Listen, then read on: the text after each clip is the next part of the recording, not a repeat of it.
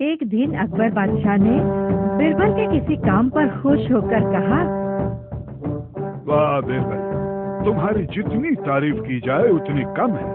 तुम्हारी हाजिर जवाबी, तुम्हारा इंसाफ, इन बातों से हम बेहद खुश हैं।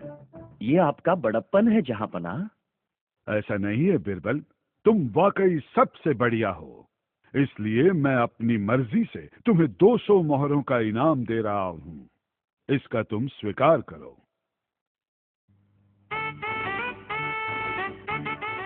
जैसी आपकी मर्जी हुजूर। बिरबल को इनाम मिलने के कारण उसकी ईर्ष्या करने वालों के मन में खलबली मच गई। बिरबल को मिले सम्मान को देखकर जलने वालों में बादशाह का साला शेर खान और उसके साथी सरदारों के साथ काजी भी था। बिरबल को फंसाकर उसे चुप कराने के इरादे से काजी ने कहा, खाविंद, आपके ये वजीर बेहद चतुर है। जहाँ देखो वहाँ उन्हीं की तारीफ हो रही है। हाँ, सो तो है। पर खाविंद, आज मैं बिरबल को एक बहुत ही आसान सवाल पूछने वाला हूँ। अगर इस सवाल का जवाब वो दे पाए तो ही मैं मानूंगा कि बिरबल जी वाकई चतुर हैं। पूछो काजी, जो पूछना चाहो वो पूछो। खाविंद, बिरबल जी अपनी पत्नी का हाथ दिन में कितनी बार देखते होंगे? हाँ। तो अपनी पत्नी के हाथों में असल में कितनी चूड़ियां हैं, इसका वे सही जवाब दे दे। बिरबल के खिलाफ काजी के मनोभाव का रूपांतर कहीं विवाद में न हो जाए, इसी इरादे से अकबर ने कहा, वाह काजी, बहुत ही कमाल का सवाल है। अब तक मुझे भी मालूम नहीं है कि मेरी बेगम कितनी चूड़ियां पहनती है।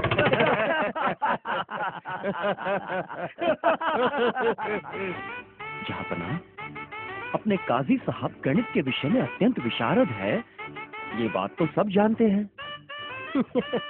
और उन्हें हमेशा अपनी दाढ़ी पर हाथ घुमाते रहने की आदत है। इसीलिए उन्हें अपनी दाढ़ी में कुल मिलाकर कितने बाल हैं, इस बात का तो जरूर पता होना चाहिए। मेरा सवाल याद है ना बिरबल जी? उसी का तो जवाब दे रहा हूँ मैं काजी साहब। भाई, आपकी दाढ़ी में कुल मिलाकर जितने बाल हैं, उसके 1000वें भाग जितनी संख्या की चूड़ियां मेरी पत्नी के दोनों हाथों में हैं।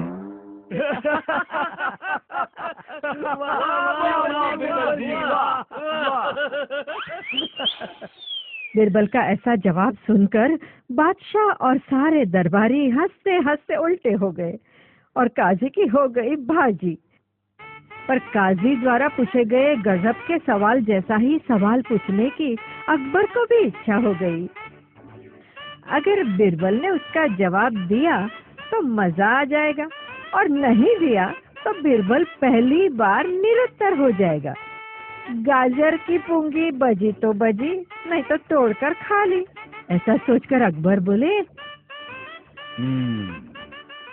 बिरबल, मेरे सारे शरीर पर बाल हैं, पर सिर्फ हाथ की इस हथेली पर ही बाल क्यों नहीं है? अब खुद बादशाह भी मजाक करने पर तुले हुए हैं। ये बात समझने में बिरबल को देर ना लगी। उसने कहा, कैसी बात कर रहे हैं हुजूर? आप तो बहुत ही उदार और जानकार हैं। फिर? आपके हाथों से हमेशा किसी न किसी गुणवान को इनाम दिया जाता है। दान कर्म में मोहरें बांटी जाती हैं। इन मोहरों से आपकी हथेली पर होने वाले निरंतर घर्षण के कारण आपकी हथेली के बाल गिर जाते हैं हुजूर। ऐसा होते हुए आपकी हथेली में बाल कैसे रह सकते हैं जहांपना? चलो मान लो कि मेरी बात ठीक है, पर तुम कहाँ किसी को दान देते हो? फिर तुम्हारी हथेली में भी बाल कहाँ है?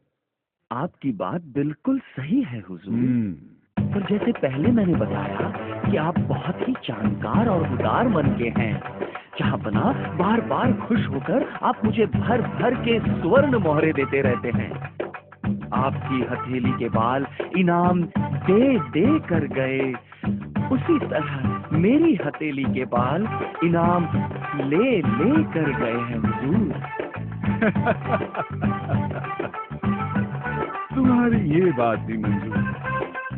बिरबल, पर दरबार में ये सारे जो लोग हैं, उनकी हथेलियों में भी बाल कहाँ है?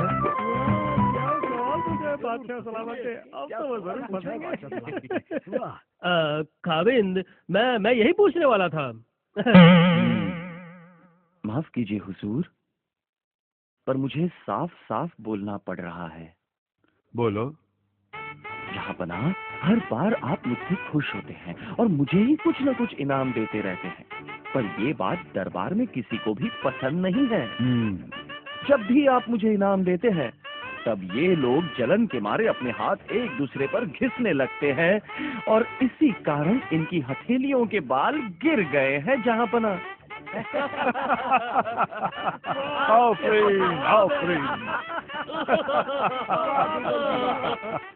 बिरबल के इस जवाब से बादशाह बेहद खुश हुए और उसे और 50 सुवर्ण मोहरें दी। फिर एक बार दरबार के अन्य लोग जलन के मारे हाथ घिसने लगे।